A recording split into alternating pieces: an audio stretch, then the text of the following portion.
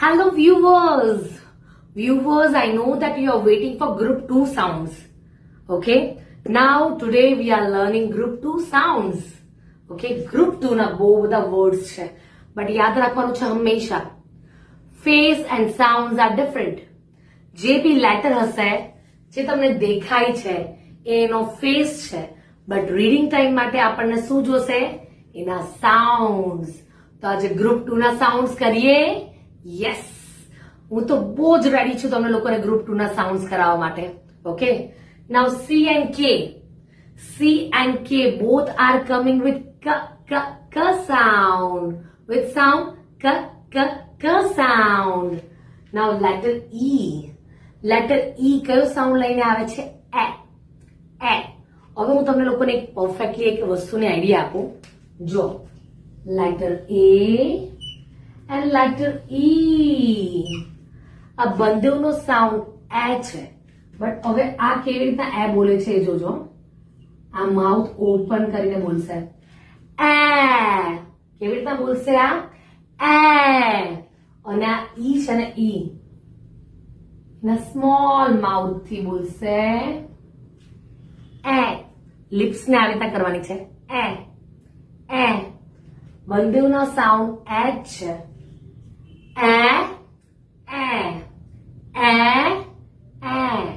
Okay, તો please properly notice કરજો.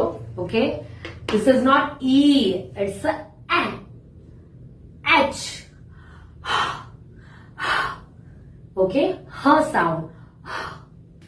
નાઉ this is R. તમારા તીત છે ને, એને બંનેને એકદમ ટાઈટ કરી અને સાઉન્ડ કરો. Okay, now this is M. Mummy is making yummy food. Your mummy is making yummy food. Now this is D. Letter D sounds like d, playing with drum. D. Now one more time we will revise the sound. Okay, C and K બંનેનો sound શું છે? ક. We have to play with the castanet. K. E. A. H. R. M. D. D. So dear parents, group 2 sounds તમે લોકો જલ્દીથી યાદ રાખજો, because number of words લઈને અમે આવશું. જેની અંદર તમે ગ્રુપ 1, ગ્રુપ 2, ગ્રુપ 3 એ બધા સાઉન્ડ્સ ને મર્જ કરીને તમે સ્પેલિંગ રીડ કરી શકશો. બીકોઝ એની પછી આવે છે 2 vowels are coming together and coming with only one sound. Yes, જે મેં તમને લોંગ vowel એક્સપ્લેન કરેલું હતું એ ગ્રુપ 4 ની અંદર આવશે. તો એની પહેલા એ લોકો જ્યારે આવે 2 vowels એક સાથે આવે એની પહેલા બધા સાઉન્ડ્સ આપણે યાદ રાખી લઈએ.